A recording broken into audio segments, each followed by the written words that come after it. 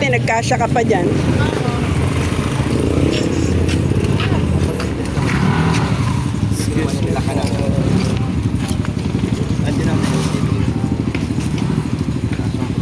So, ayan, mag-unboxing tayo. Galing to sa may Divisoria Mall basement, sa may Irene Toy Store. Pinalalamog ko lang mga squeezy, mga dumplings nito, mga toy pads kasi hindi pa po tayo makapag-Divisoria. Almost mahigit 3 weeks na. Dati 2 weeks, every 2 weeks nag-Divisoria tayo. Kasi nga namatayan tayo nung may aming baby angel na apo. Kaya hindi po tayo makapag-Divisoria. Tsaka diba nagpagyo-bagyo, nagwalang paso, baha. Kaya ayan, pinalalamog na lang natin dahil sayang din yung mga naghahanap ng ganito. Wala tayong maipakita.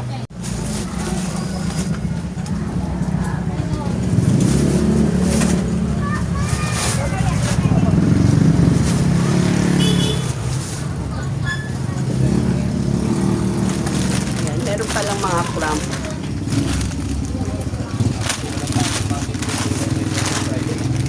$120, $170. Ito ay $240. Ito yun lang yung mga squeezing. Ito isang box nito, $600. Mga butter. Yan, mga hinahanap. Suwanam yung mga bata niyan. Di ba, te? Hindi ka lang mga bigo ka, te.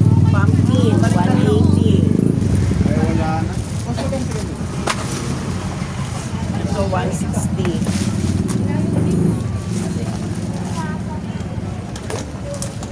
Slime.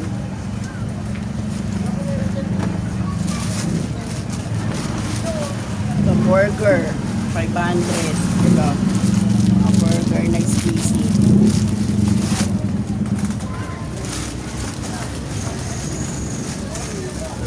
Ito naman is Oreo.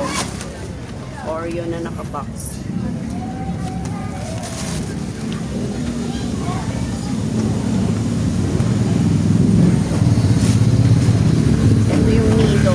Tawag.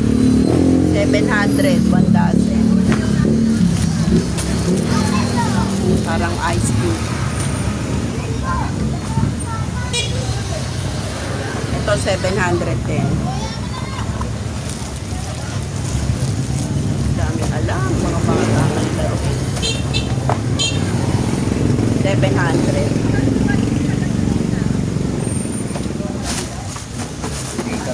Kaya ito pa lang na pinamili natin, umabot na siya ng 11,000.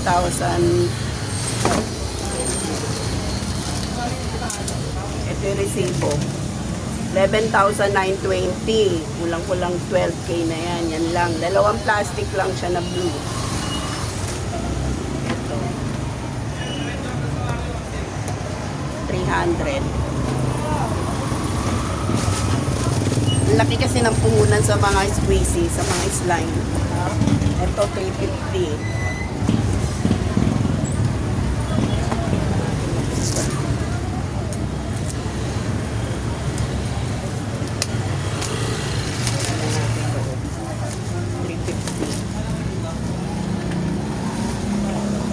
Maliliit siya, maliliit. Pang 10. Pang 10 pesos to.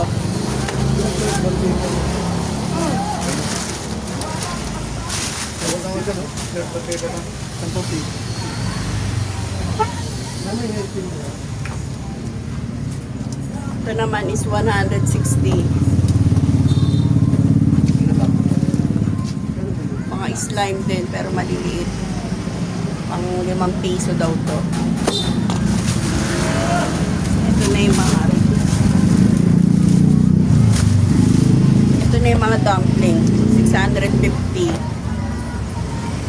1 dozen. Malalaki. Ito yung laman niya sa loob. Check natin.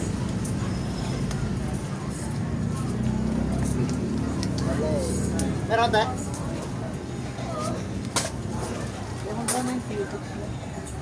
Emoji na merong glitter sa loob. Ay, nagla-live ako. Galing live. Ano, pupitidyo. Parang po kayong purple na expandable folder, tapos green na clear book. Pasok ko sa loob. Sa loob ang kailangan. Okay, you may go. Oh my God! Ito naman, ibang style. Ayan. Ano yung expander on? May cases sa loob. Ito ba? Cases. 650 ang isang sena.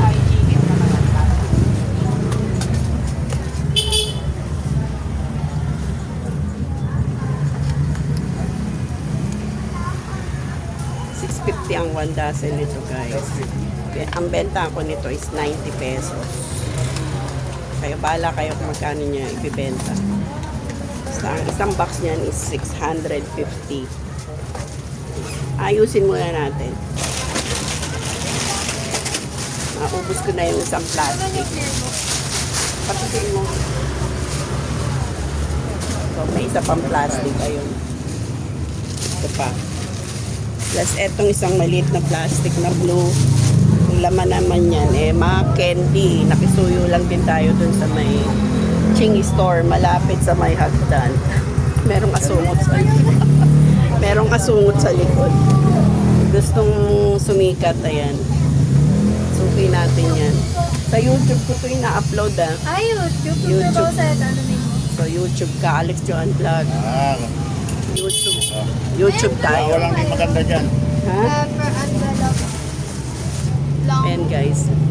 Ayusin ko muna to at mamaya o-open ko naman yung kabilang plastic. Kung ano yung mga laman.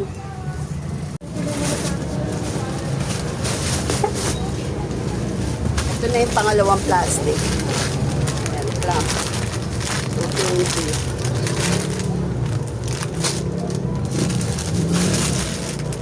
170.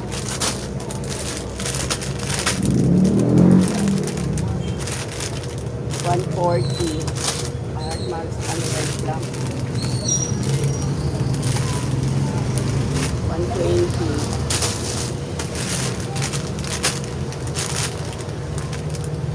140. Mahal ng clamp.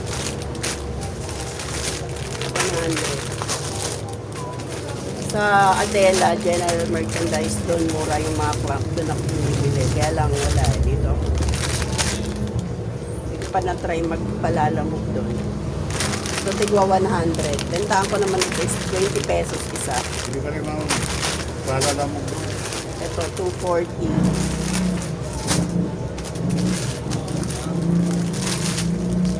150. Ito, headband. 108, 84. Mas mura yung mga accessories sa Adela. Kaya lang dito, para hindi naman sayang, dinamay ko na. Kasi meron din silang mga ganito. 180. Dami pa lang lang.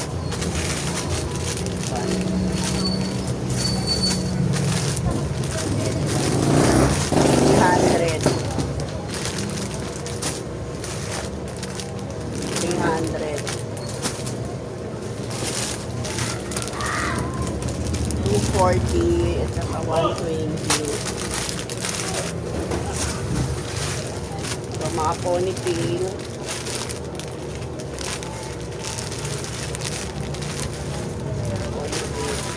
Game nga dyan pa. Ito, mga hikaw. Kuha rin tayo ng hikaw. Yung pearl, kasi wala na ako mga pearl. Mabenta sa akin yung mga pearl na earrings.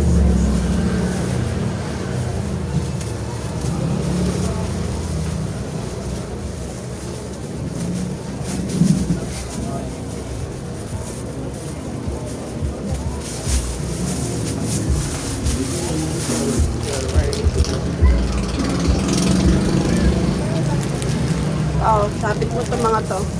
Tapos display mo na yan. Bracelet. So, meron pa tayong biniling butter.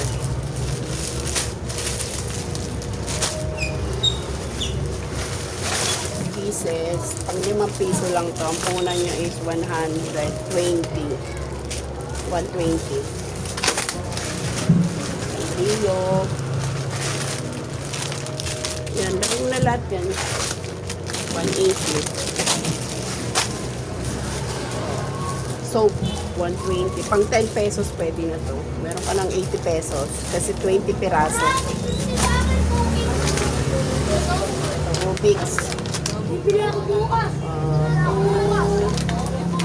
290. 12 pieces, 16, 4, 8, 12, 16. Hindi ko pa alam magkano ko ito ibibenta. So, yung ball.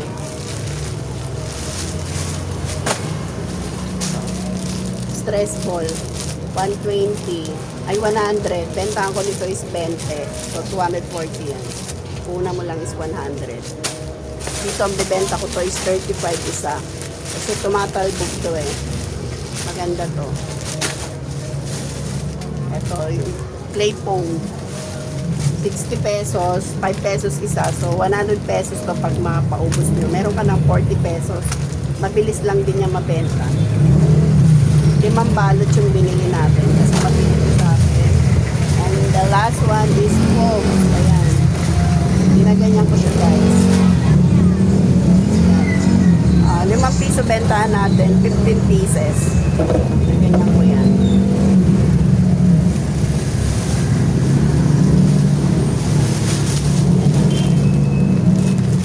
Tapos ng second plastic, inabot yan ng 11,920. Dalawang plastic lang. Tapos nagbayad tayo sa rider ng dapat 148 lang yung rate niya. So, syempre, kawawa rin naman. Bali, 3 plastic yung nakakarga sa motor niya. Kaya, dinoble ko na lang yung bayad. Ginawa kong 300. Diba? Kasi sayang din. Kasi yung 300 mo, kaya mong tubuin sa isang ganito lang. Eh, ang dami na. Yung 11,920 mo, ang tutubuin mo dun is doble pa or higit pa. Kaya yung ganitong paninda, mga toy pads, accessories, malaki talaga ang tutubuin nyo dito guys. Kaya yung mga gustong magnegosyo, try nyo yung ganitong negosyo. Kasi ilang dekada na po tayo dito at awa ng Diyos hanggang ngayon nandito pa rin tayo. Bye bye guys.